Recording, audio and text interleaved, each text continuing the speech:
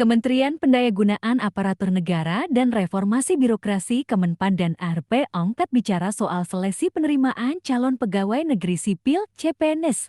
Menteri Pendayagunaan Aparatur Negara dan Reformasi Birokrasi Menpan dan ARP Abdullah Azwar Anas mengatakan, pihaknya sedang mengajukan lebih dari 1 juta formasi CPNS kepada Kementerian Keuangan Kemenkeu.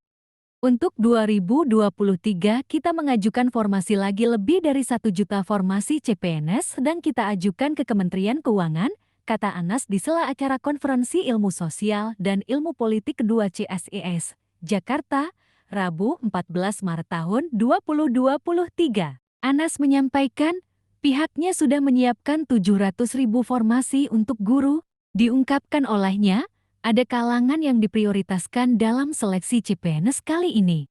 Terutama prioritaskan adalah PPPK yang sudah lama mengabdi kepada bangsa dan negara, ujar Anas.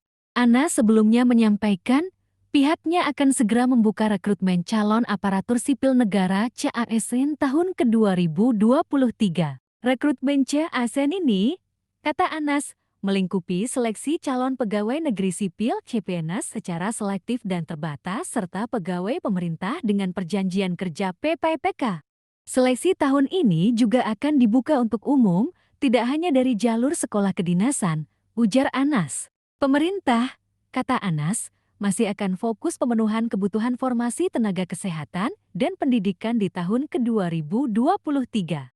Namun, kata dia, pemerintah juga memberi prioritas kepada talenta digital sebagai bentuk transformasi digitalisasi yang kini sedang dijalankan dalam kerangka arsitektur sistem pemerintahan berbasis elektronik (SPB). Formasi juga akan dibuka hakim, jaksa, dosen, serta tenaga teknis tertentu lainnya, ungkap dia. Dia menjelaskan usulan kebutuhan CPNS dan PPPK tahun anggaran 2023 harus memperhatikan ketersediaan anggaran dalam APBN atau APBD dengan prinsip zero growth, kecuali untuk pemenuhan ESN bidang pelayanan dasar di bidang pendidikan dan kesehatan.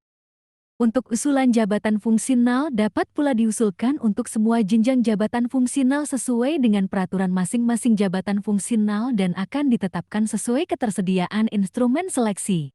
Adapun hal-hal yang harus diperhatikan dalam menyampaikan usulan kebutuhan ESN CPNS dan PPPK sebagai berikut.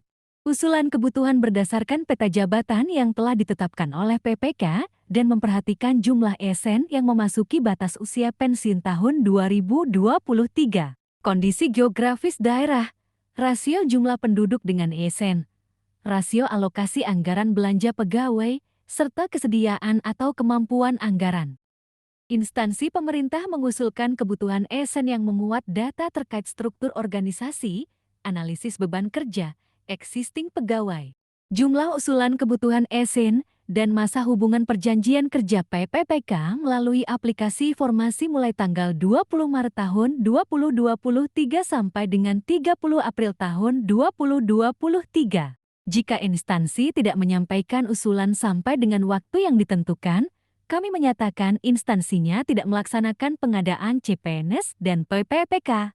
Tegas Menpan RB Azwar Anas. Dengan dimulai proses pengadaan CPNS dan PPPK 2023, maka honorer harus mengawal di masing-masing daerah. Jangan sampai daerah tidak mengajukan usulan formasi di jabatan yang selama ini diisi honorer.